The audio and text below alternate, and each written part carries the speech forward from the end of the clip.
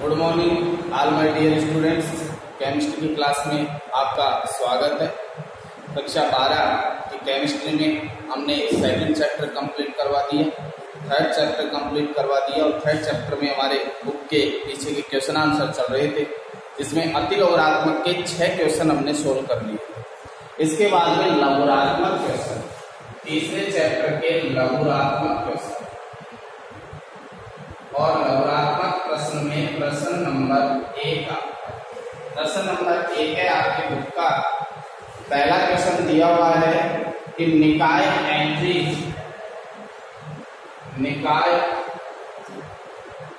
Mg+2/Mg का मानक electron विभव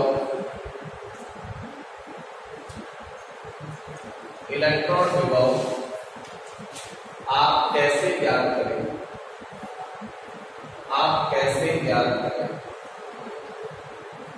देखो, हमें किसी भी इलेक्ट्रोड का इलेक्ट्रॉन विभव यदि ज्ञात करना है तो उसका तरीका आपको बताया था। उसे स्टैंडर्ड हाइड्रोजन इलेक्ट्रॉन, मानक इलेक्ट्रॉन विभव SH से क्या कर देंगे, जोड़ देंगे, और SH से जोड़ने के बाद उस इलेक्ट्रॉन विभव को हमें स्टैंडर्ड हाइड्रोजन इलेक्ट्रॉन विभव का मान पता होता है। तो निकाय Mg का हमें इलेक्ट्रॉन विभव ज्ञात करना है तो उसे स्टैंडर्ड हाइड्रोजन इलेक्ट्रोड से जोड़ देंगे, और स्टैंडर्ड हाइड्रोजन इलेक्ट्रोड से जोड़ने के बाद हमें SH का मान पता है। तो उस पूरे सेल का सेल विभव ज्ञात करके उसमें से SH का मान 0 घटा के जो हमें सेल विभव प्राप्त होगा इसका प्राप्त हो जाएगा Mg+2/Mg।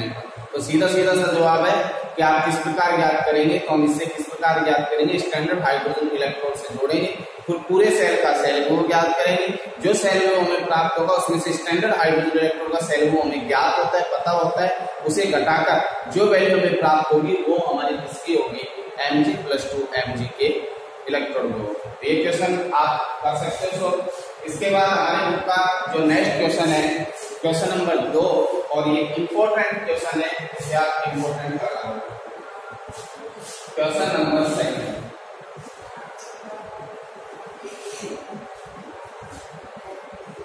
दूसरा क्वेश्चन है हमारा pH 10 के विलयन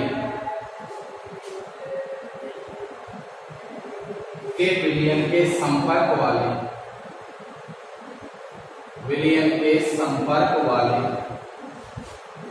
हाइड्रोजन इलेक्ट्रोड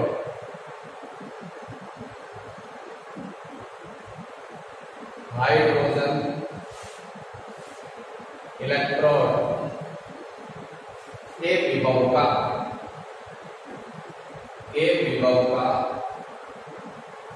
परिकलन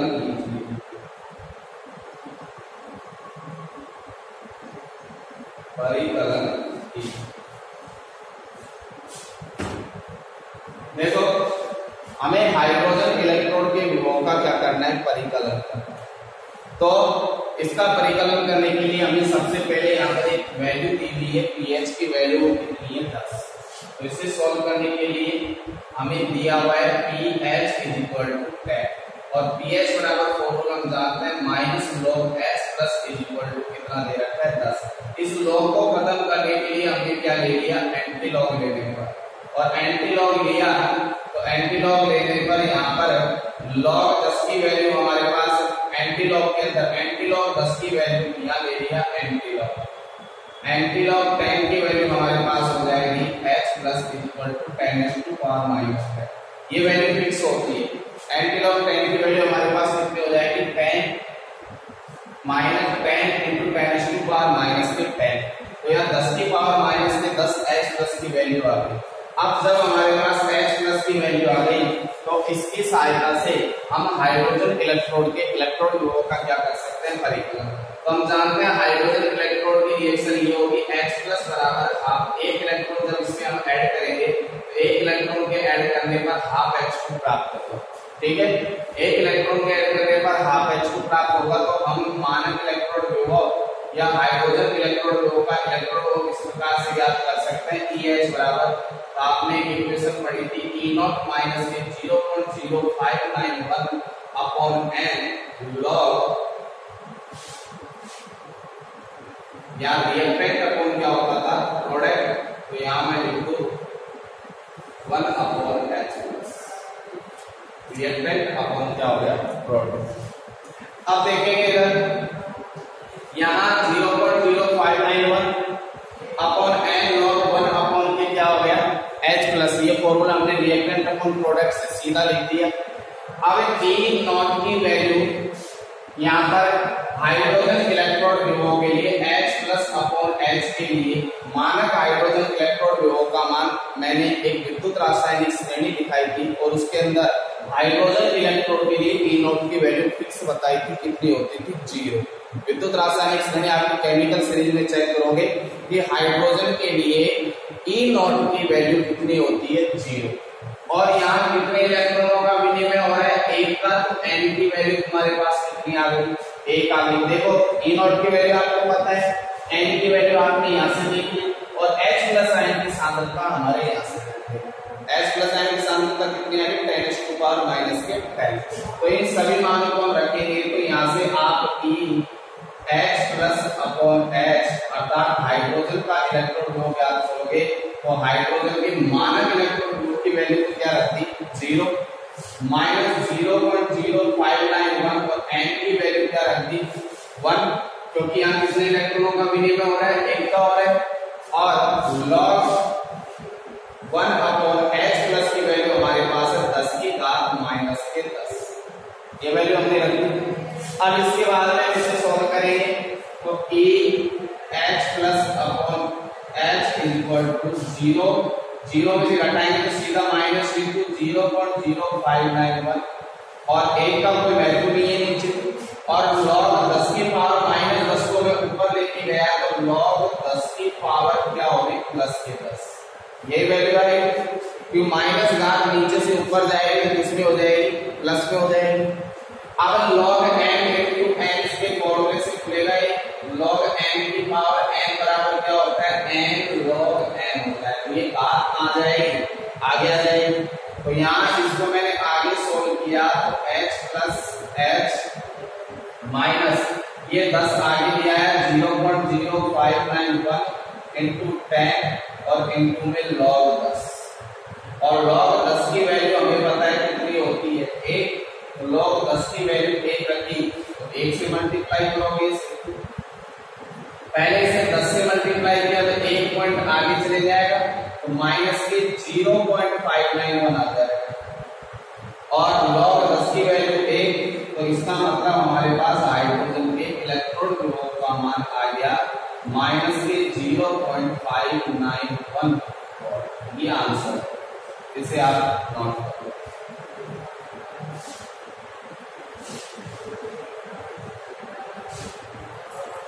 इस क्वेश्चन को आप नोट कर लो।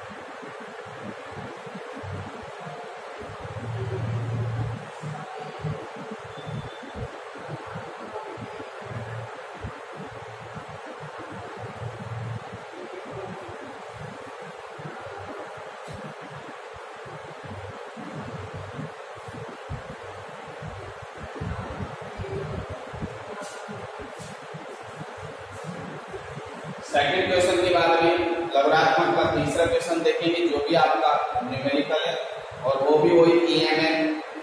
यहाँ पर आपका सेल विभव ज्ञात करने का फॉर्मूला लगेगा, जो फॉर्मूला यहाँ लगा है वो वहाँ लगेगा। तो आप खुद क्वेश्चन को पढ़कर क्वेश्चन को सोल्व करने की कोशिश करोगे। तो मैं क्वेश्चन आपके सामने नोट कर देता हूँ। तीसरा क्वेश्चन आपका क्या है।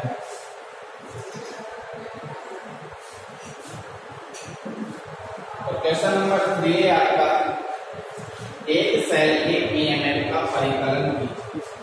क्वेश्चन नंबर 3, एक सेल के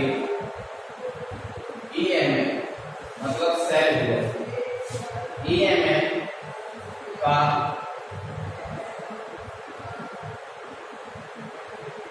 परिकलन कीजिए। एक सेल के ईएमएफ का परिकलन कीजिए जिनमें निम्नलिखित अभिक्रिया जिसमें निम्नलिखित अभिक्रिया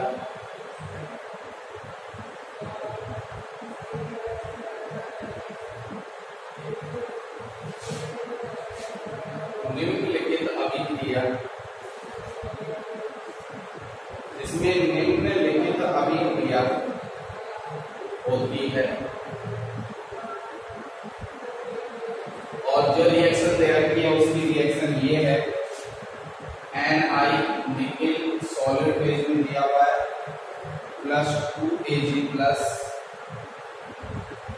और रिएक्शन रिवर्सिबल जहां जिसे Ni+2 में चयन कर रखा है और जिसकी सांद्रता 0.17 m दी हुई है और Ag प्लस की भी दी हुई है, कोष्टक में यहाँ 0.002 है और इसी के साथ 2Ag बना रखा है जो सॉलिड है। ये रिएक्शन आपको दी हुई है।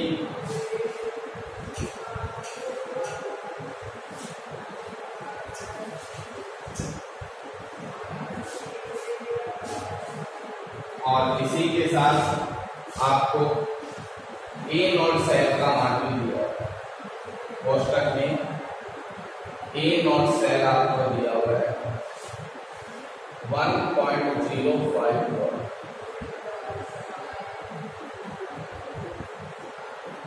अब आपको इस सेल का क्या निकालना है, सेल हो जाता है।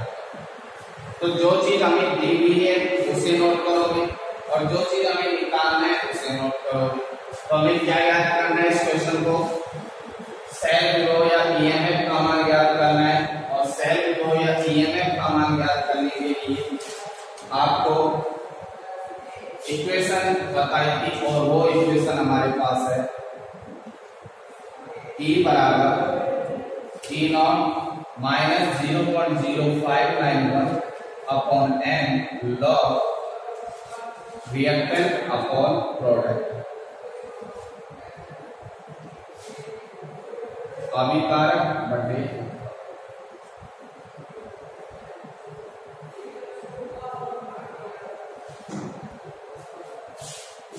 अब हमें क्या क्या वैल्यू दी हुई है वो नोट करोगे। सबसे पहले E नॉट सेल की वैल्यू दी हुई है, E नॉट सेल की वैल्यू 1.054। फिर इसके बाद हमें इसकी वैल्यू हो गई, n का मान पता करना है। तो n का मान पता करने के लिए देखोगे यहाँ कितने इलेक्ट्रॉनों का विनिमय हो रहा है, कितने इलेक्ट्रॉन का Ni है किसमें परिवर्तित हो रहा है, Ni+2 में, अर्थात कितने इलेक्ट्रॉन कर रहा है, 2 इलेक्ट्रॉन। तो n की वैल्यू कितनी आ जाएगी, 2।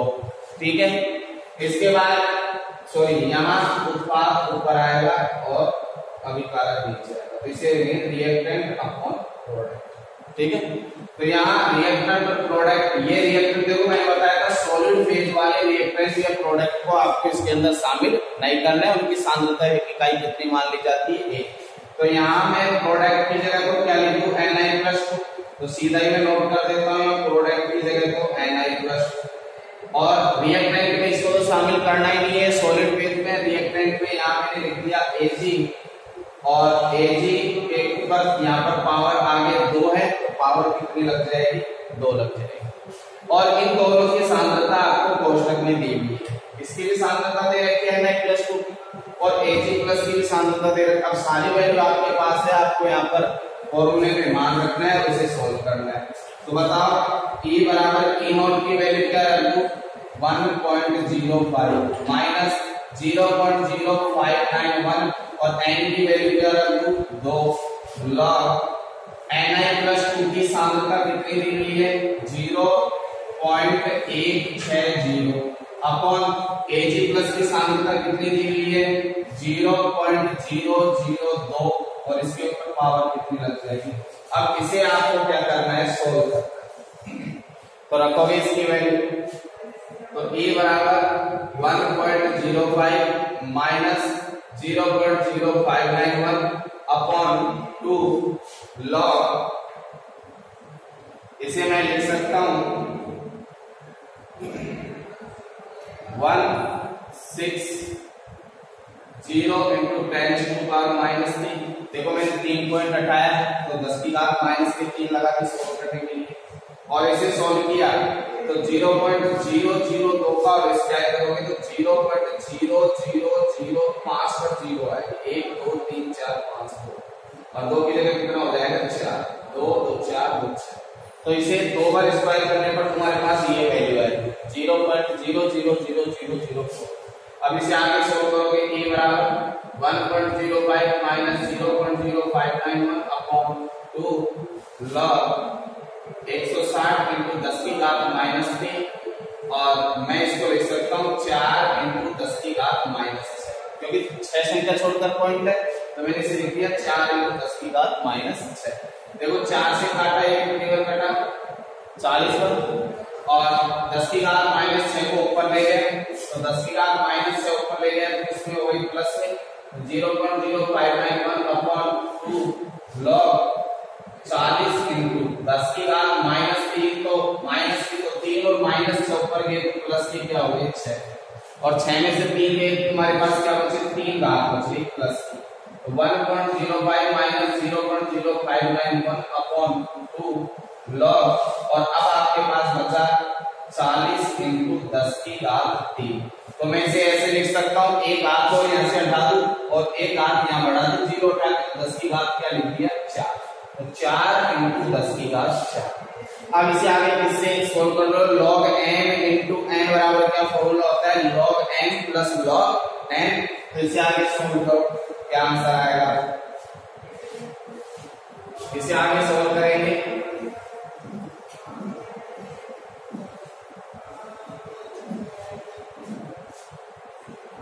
आगे सोल्व किया तो E बराबर 1.05 माइनस 0.0591 अपॉन 2, और इसे आगे सोल्व किया तो log 4 प्लस log 10 की घात 4 ऐसे हो गया log n इंटू n बराबर log n plus log n। अब n की पावर n में सोल्व करोगे तो E बराबर 1.05 माइनस 0.0591 अपॉन 2 log 4, और n की पावर n बराबर होता है n log n, तो 4 log कितना हो गया 10। अब log 4 की वैल्यू आपको पता है, log 4 की वैल्यू आप रखोगे और log 4 की वैल्यू रख के आप इसे सोल्व करोगे।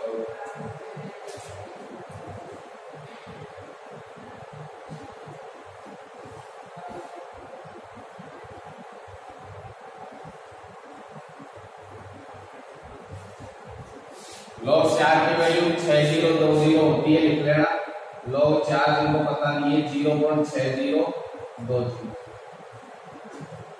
ऐसे तो मैं पहले आपको log की वैल्यू लिखवा चुका, तो log 4 की वैल्यू रख के इसे सोल्व कर लो तो यहाँ आपके पास आ जाएगा E बराबर 1.05 minus 0.0591 upon 2 0.6020 plus 4 into log 10 की वैल्यू कितनी होती है 1, तो यहाँ इसे सोल्व किया 1.05 माइनस 0.0591 अपॉन 2, और 4 में इसको जोड़ा तो ये आ जाएगा आपके पास 4.6020। 2 से काटा इसे तो 2.3010 बनकर, अब आपके पास आ जाएगा E बराबर 1.05 माइनस 0.0591 को मल्टीप्लाई कर दो 2.3010, इसे मल्टीप्लाई करके 1.05 में से क्या कर दोगे घटा दो,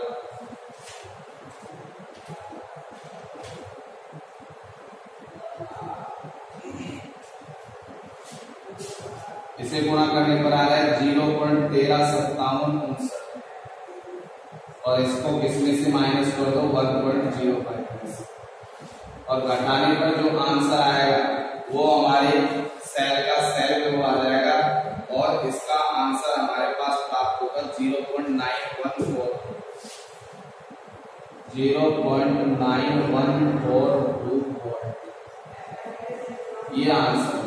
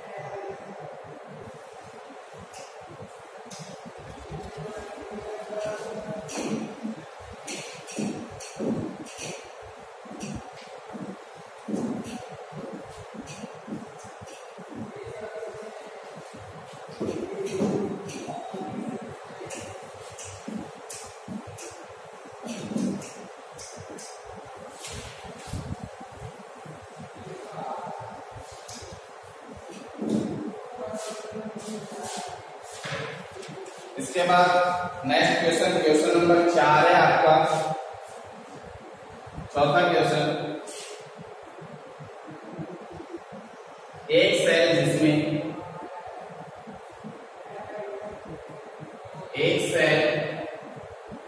जिसमें निम्नलिखित अभिक्रिया होती है।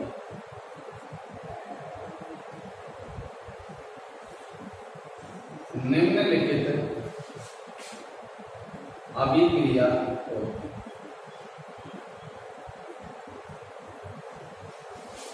और इस सेल की अभिक्रिया आपको दी हुई है 2Fe+3 एक्वस फेज में है +2I- ये भी एक्वस फेज में है और यहां से बन रहा है 2Fe+3 +I, ये सॉलिड फेज में है। ये आगे ले जाते हैं का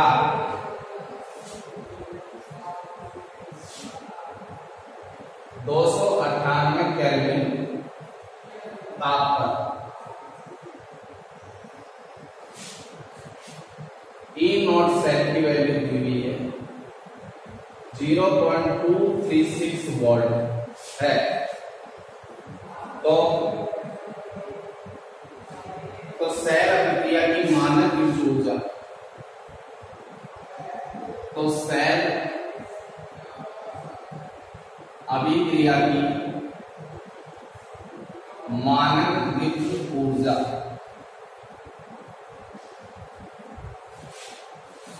एवं साम्य स्थिरांक का परिकलन कीजिए। एवं साम्य स्थिरांक का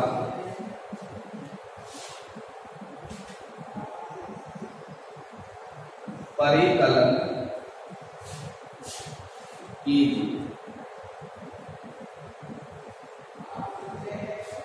देखो इस क्वेश्चन को सॉल्व करने के लिए हल करेंगे इसे और साम्य स्थिरांक का परिकलन करना है। मानक विद्युत ऊर्जा अर्थात एक तो आपको निकालना है डेल जी नॉट का मान और साम्य स्थिरांक एक आपको निकालना है केसी का मान। साम्य स्थिरांक किससे प्रदर्शित किया? केसी या केसी जिससे। तो अब सबसे पहले आपको एक निकालनी पड़ेगी मानक विद्युत ऊर्जा और मानक विद्युत ऊर्जा के लिए आपने फॉर्मूला पढ़ा था। मानक विद्युत ऊर्जा को किससे रिप्रेजेंट किया था? डेल्टा जी नॉट से और डेल्टा जी नॉट बराबर मैंने फॉर्मूला लिखाया था -NFE0 लिखाया था नहीं लिखाया? अब यहाँ n का मतलब तो इलेक्ट्रॉनों की संख्या, F है फैराडे कांस्टेंट और E0 की वैल्यू आपको क्वेश्चन में विद्युत ऊर्जा का मान तो आप सीधा सीधा निकाल लोगे। एन कितने इलेक्ट्रॉन आ रहा है इसके अंदर, आप बताओ कितने इलेक्ट्रॉनों का विनिमय हो रहा है, बताओ फटाफट कितने इलेक्ट्रॉनों का विनिमय हो रहा है इस रिएक्शन के अंदर। ये सॉरी Fe+2 होगा, यहाँ Fe+2 ये इलेक्ट्रॉन क्या कर रहा है, दान कर रहा है, और इलेक्ट्रॉन दान करेगा तो ये ग्रेविटी, ये 3 से 2 में चेंज। आगे बताओ कितने इलेक्ट्रॉनों का विनिमय हो रहा है, फटाफट क्वेश्चन को देख के बताओ। और डेल जी नॉट का मान यहाँ से निकालो, F का मान 96,500 कूलम है, E नॉट की वैल्यू यहाँ दी हुई है, N का मान देखो। तो पहला क्वेश्चन आपका हो गया मानक विद्युत ऊर्जा का, जो सोल्व करो।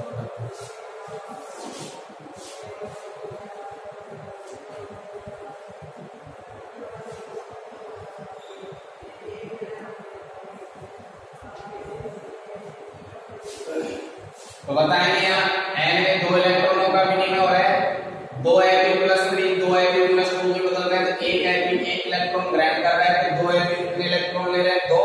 तो यहाँ हमारे पास लिखना चाहो तो लिख लेना N बराबर तो 2, इसके अलावा F बराबर होता है 96,500 कूलम, और E नॉट की वैल्यू हमें दी हुई है, E नॉट की वैल्यू 0.236 वोल्ट। ये तीनों चीज हमारे पास है। तो -N की जगह 2, F की जगह 96,500 और E नॉट की जगह 0.236। सॉल्व करो तीनों को मल्टीप्लाई करके, तो डेल्टा जी नॉट बराबर -45,548। ये याद है गुणा करने पर देखो joule mole inverse, joule mole inverse. अब इसे किलो जूल में बदलोगे तो 1 किलो जूल में कितने जूल होते हैं, 1000, तो 1000 से डिवाइड कर सकते हो। तो डेल्टा जी नॉट बराबर यहां तक भी लिख सकते हो, कोई दिक्कत नहीं है, लेकिन किलो जूल में बदलो तो 1000 से भाग देंगे, तो यहाँ आ जाएगा -45.548 किलो जूल मोल इनवर्स। ये किलो जूल में है और ये किसमें, जूल में। नोट करोगे आप। अब साम्य स्थिरांक भी पूछा है इससे, ये तो पहला क्वेश्चन हो गया आपका मानक विद्युत ऊर्जा। अब दूसरा है साम्य स्थिरांक।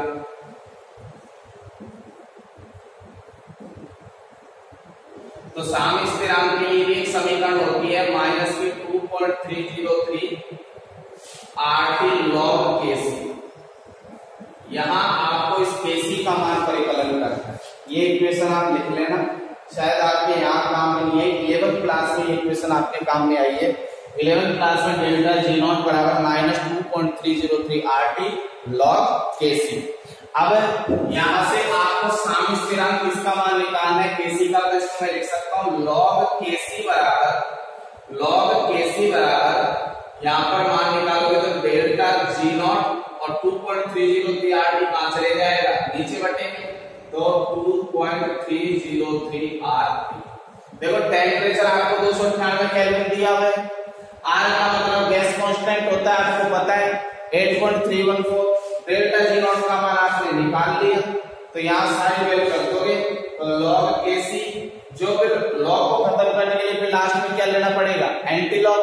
एंटी लॉग का मान आपको बता दिया जाएगा, तो डेल्टा जी नॉट का मान तो रख दिया 45.548।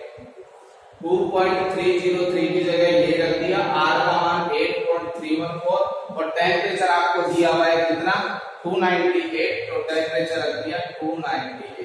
इसे सोल्व करो, सोल्व करने पर क्या आएगा,